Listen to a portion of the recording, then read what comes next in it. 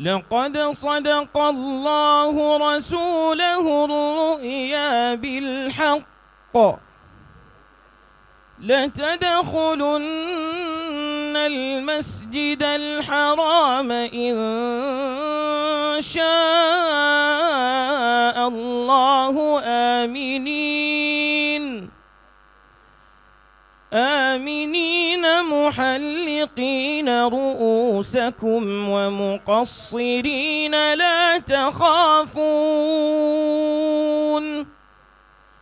فعلم ما لم تعلموا فجعل من